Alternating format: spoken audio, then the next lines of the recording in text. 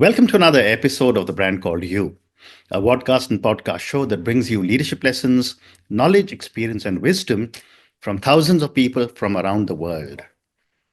I'm your host Ashutosh Garg, and today I'm privileged to welcome a very accomplished professional, very knowledgeable professional from the world of the Indic scriptures, Anshu Dubey ji from Pune, India. Anshu ji, welcome to the show. Thank you, Ashutosh.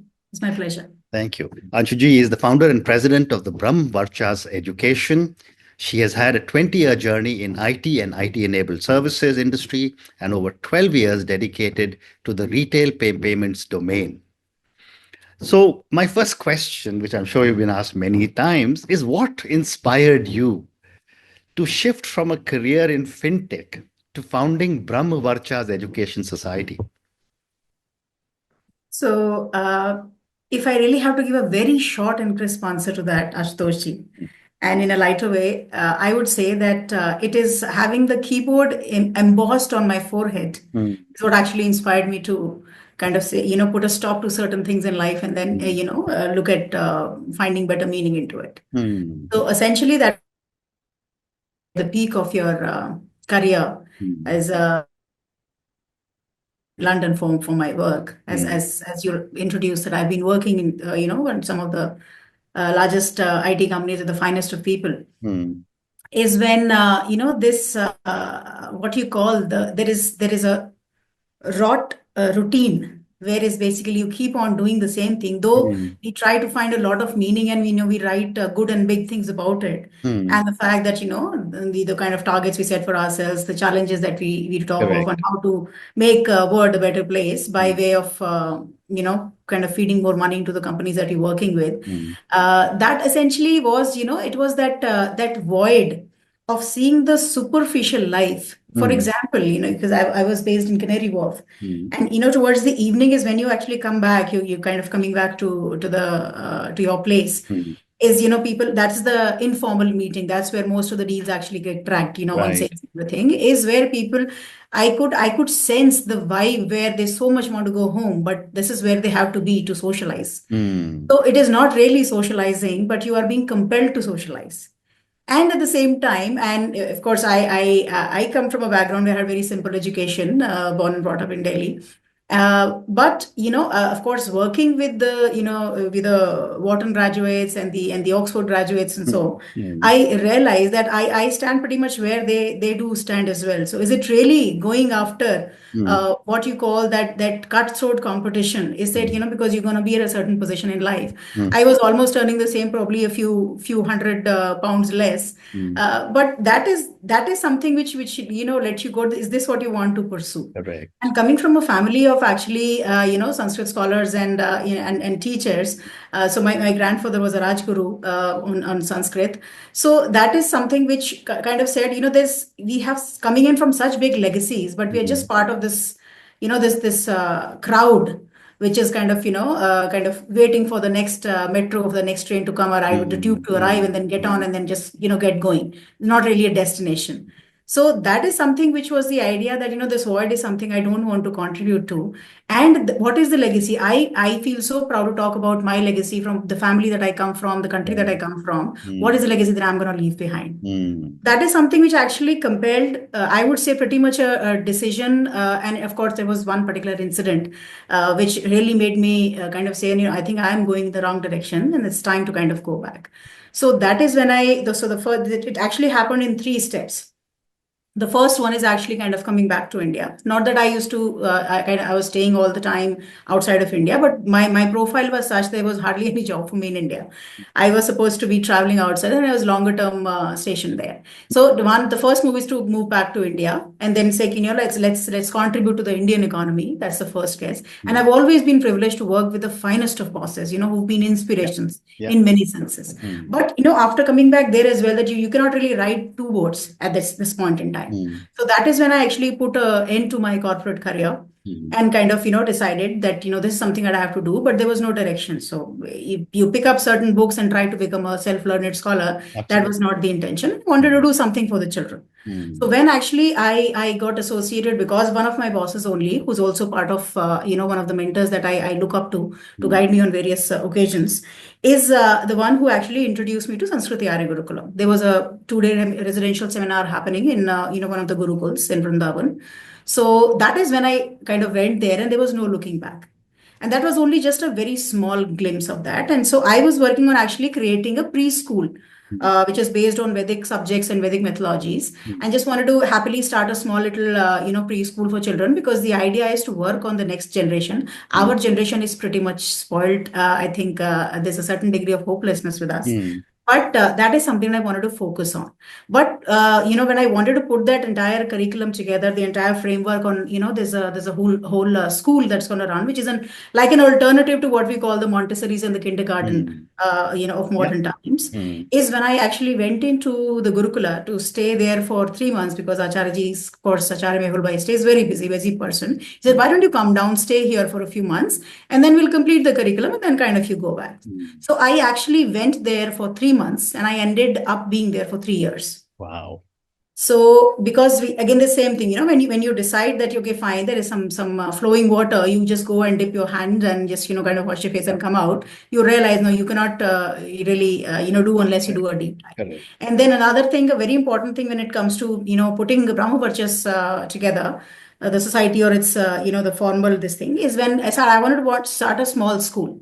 Probably will cater to, so Acharya told me, how many children would you cater to? I said, probably 50, 100, or at the most, when we get at the peak, it's maybe 500 or so. He said, what this work, what needs to be done has to be done for the entire society. Correct. Don't think small. Don't do small. So that is when this thing was kind of put together.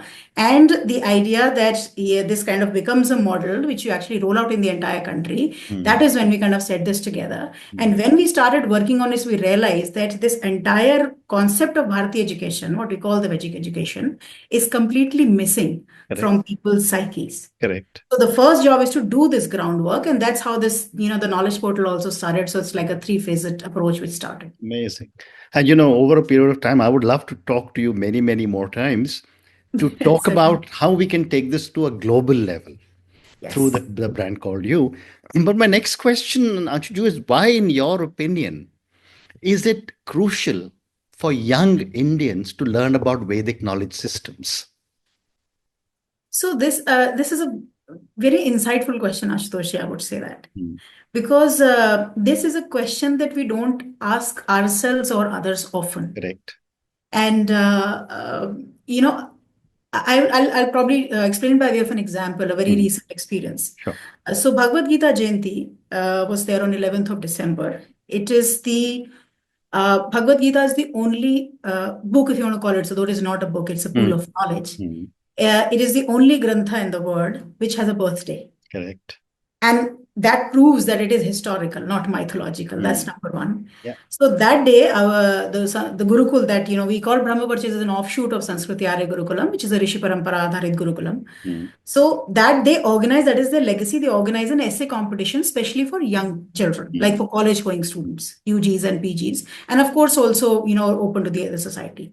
So I was also part of the, the assessors. And we received about 2,000 essays from all over India at that time. And I was responsible for checking in the English ones. And what the students have written there. So there were 5 topics given to them. And one of them was Bhagavad Gita and student life, Bhagavad Gita and modern education, Bhagavad Gita and day-to-day life, and Bhagavad Gita and management principles for its use. Yeah. So most of the students, of course, chose to write about the student life part of it. And not a single one of them spoke about any of the subjects they are currently studying.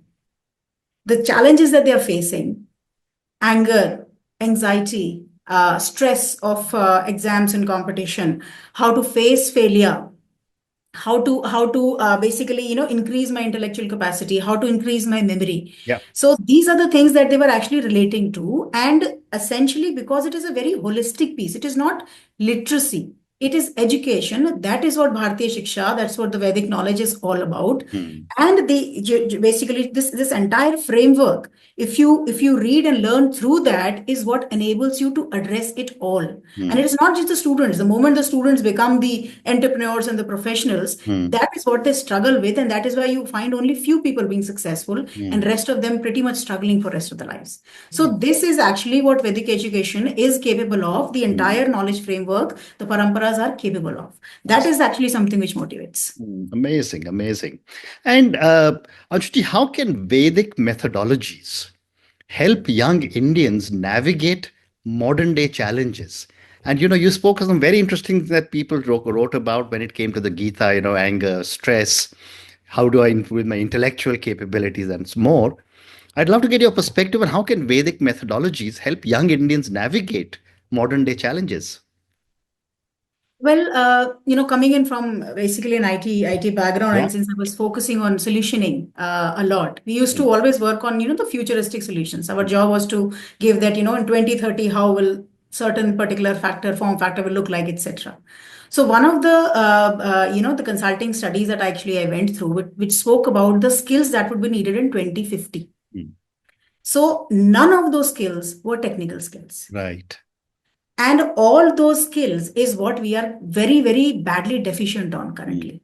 mm, Two or three of the things that we talk about a lot is problem solving skills, mm, critical thinking, logical aptitude, which we find missing. And unfortunately, even the overall IQ, if you ask any of the employers or the HR agencies within the bigger corporates, they say, the overall IQ has kind of come down. mm. The intellectual capability of the entire generation has come down. They Okay. are not as good or as sharp Mm, or as quick as our generation used to be. And it is not like a proud claim or something. There is a reality. If you give them a simple job, they are not able to do it unless they have a lot of help and tools around that. mm, So that is essentially that, for example, talking about problem solving or talking about critical thinking. Critical thinking is something which is the most important component that I think which is needed at this point in time. There's so many things happening globally. You mm, really have to consider and inference a lot of things.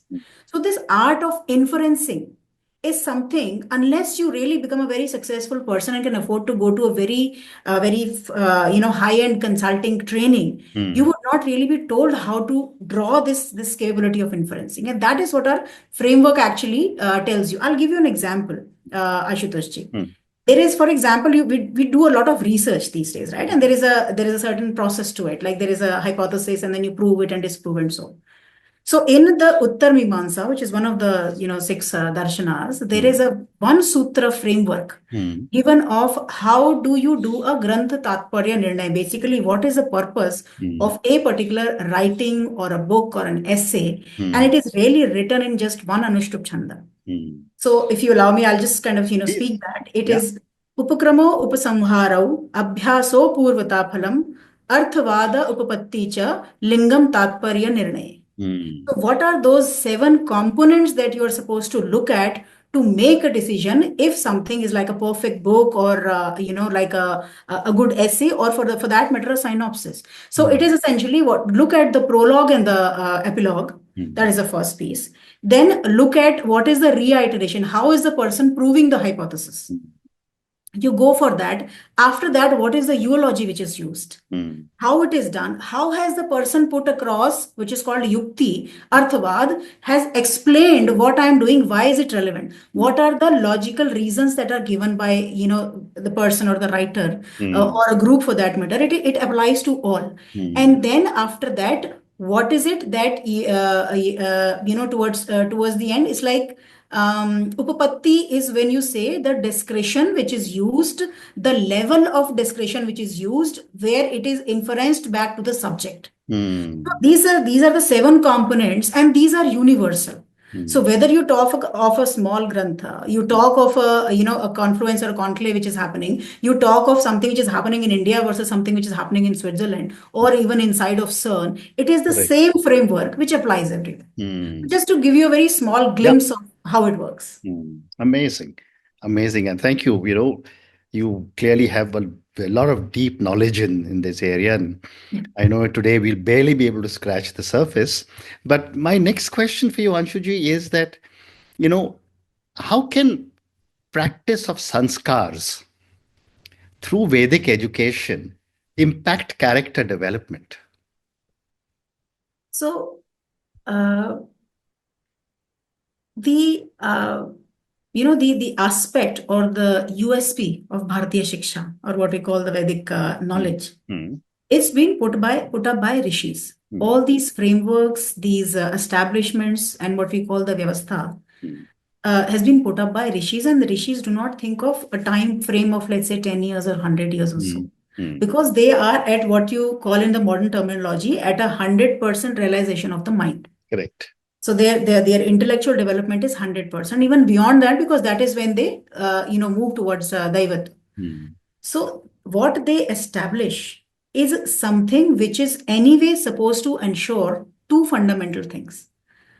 One is development of the jiva, every individual jiva. So it is vyashti to samashti, every individual jiva. A social environment, your family, your society, your rashtra, and the place, the loka there that you are in. For example, we are at the bhuloka, we're at the prithvi loka.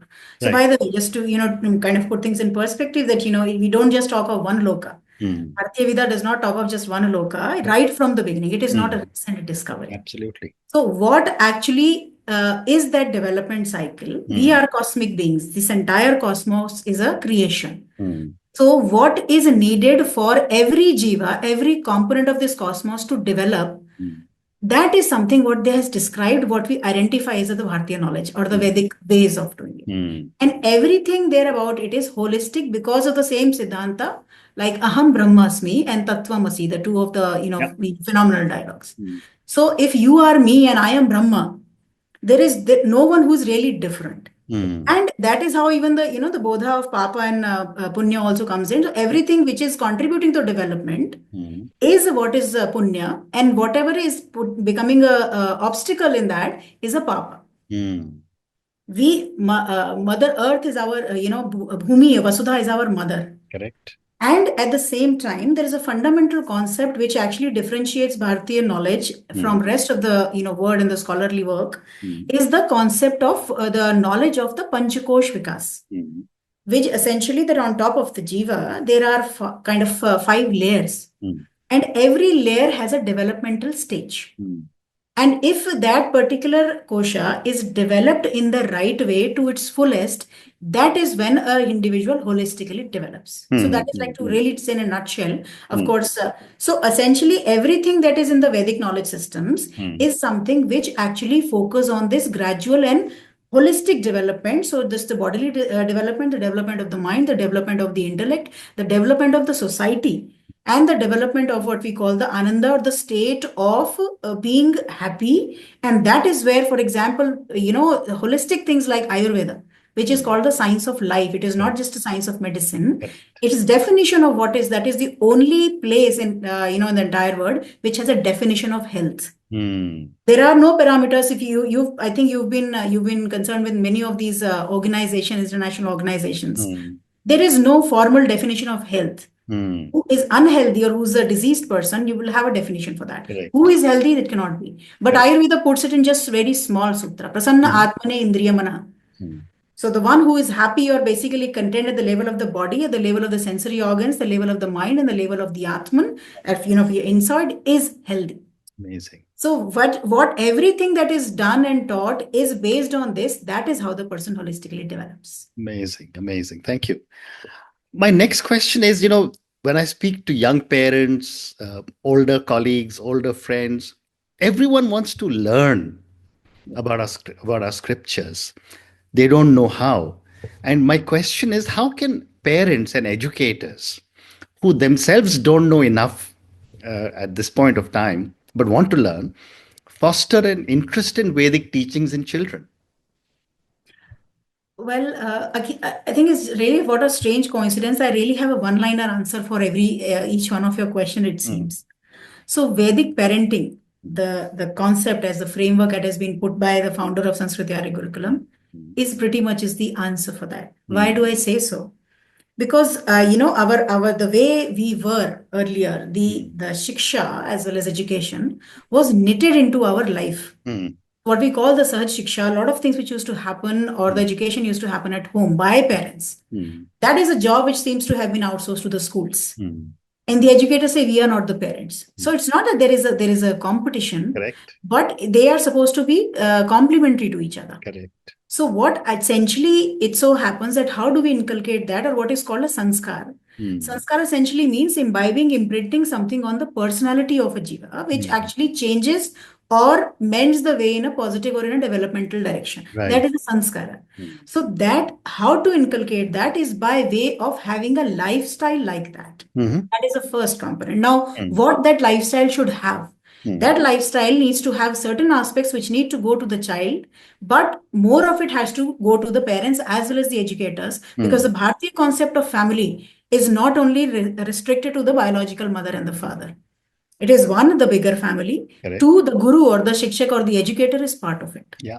So what essentially they are supposed to do at each end, and I just very quickly spoke about that Panchikosh Vikas thing, it is a kind of an incremental development. Right. So at every age, what do you feed to the child, at the food level, at the vyavahara level, at the level of behavior and mind and the learning, so that that the child becomes holistically developed, is something which is part of sahaj shiksha. You do it very, very casually. So, for example, the aspect of simply saying a prayer, or being thankful for whatever you have. Now, the parent, of course, when the parent demonstrates every day at home, when he or she, or both the parents, they do that kind of a prayer in the morning. Doesn't matter which faith or sampradaya or whatever you're following, is the idea of acknowledging and thanking the Creator for giving you what you have. Now, how does that get inculcated? It gets inculcated. It is a very Vedic vyavahara. If the parent would do it, the child would follow. Similarly, at what age, modern education is so that, the child spends about 4 to 5 hours in the school, throughout up to class 12 or so in India, of course. So that is where, at what age, if you try to restrict the child to sit at one place and do not let the child actually, do certain things, introduce sangarsha or struggle into the life of the child, you would not be able to develop the pranic energy, which is the foundational Vedic concept in that. Now, how do you do that is what these little things, I just gave an example of one sutra, is how it does that. How to apply that in the life while you are bringing up the children is essentially how you gradually bring in these sanskaras, which is the sahaj shiksha way, or what you call the, at homeschooling might be, word, but English is a very limiting language when it comes to comparing the frameworks. Correct. So that essentially is how to use that, how to interpret that, and how to put that in practice is what Vedic parenting actually tells it. Very interesting. I have so many questions to ask you, but there's a restriction on time, so I've got time for 2 more questions. My next question is, how can ancient wisdom from the Vedas guide us in making ethical and sustainable choices today?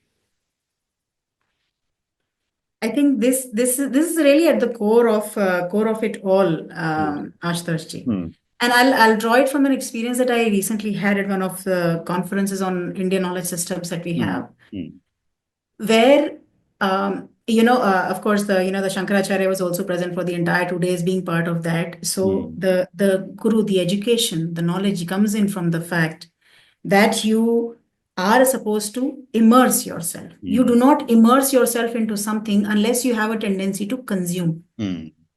So it is the tendency of samarpan, of dedication. Right. And dedication is the fundamental behind sustainability. Because if I dedicate something myself to something, if I connect with something, I would not like to destroy it. I would not like it to end. I would like to sustain it. For example, the resources, the minerals, water, and all those things that we talk of at a level of what natural resources, as we call it. So if we only keep consuming, and if we do not give back, we talk about giving back to the society. Yes, that is needed. But giving back to where you are taking it from, it comes in only from what you call the Vedic wisdom. For example, the yagyas that you do, right? A lot of people talk about that, know about that. We are polluting the environment like anything by creating the artificial things. But what are we doing to actually give back or making that environment potent again? So for example, the yagyas or the aromatherapy that we talk about, that something is which actually corrects the air and the various layers of vayus or the air in the in the atmosphere. Similarly, when you talk of earth, what is it that you feed back to that? Those are, for example, the cow-based economy and a lot of things like that. You are taking so much from the earth, but you're not giving it back. So all the, the lot of Vedic practices that we have is something which actually gives back to everything that we take from. So it is sahajivan, it is co-living, not coexisting. Correct. And when you co-live is when you sustain. And of course, as one of the things that we were talking about earlier is that you always have in Bharat, you always have those nayakas, you always have those gurus and rishis who tell us how to do it in modern times. Correct. That is what keeps us sustained. That is why we are a civilization, the oldest one, which is still surviving and living. Absolutely. And that is the uniqueness of Bharat. So build upon the USPs that have been given to us before any of the concepts of religions and sampradayas and everything was there. This is cosmic, pure, natural, scientific knowledge available to you. You make use of it and you sustain yourself. Amazing. Thank you. And my last question for you, given all the work that you are doing and the amazing knowledge you have, what is your long-term vision for Vedic education and its role in shaping India's future through the Brahm Varchas Education Society? Well, I would say, Ashutoshji, we spoke about a lot of things outside of technology. And the vision that we carry is by making technology an enabler, is where you make India or the youth of India educated, not just literate. Yeah. And actually stopping what we call the open university concept is where we stop following or chasing what we call the Western frameworks. Yeah. And have a population that is a complete population, not only a small handful of think tank, is to take it to a level where Bharat becomes a Vishwaguru. We do not become a Vishwaguru by having only small think tanks or people who are in, certain bureaucratic positions who are responsible for the entire country.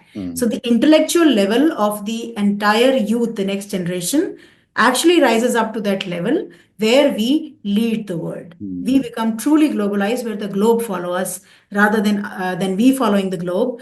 And what actually can enable that is the entire what we call the Vedic education stream.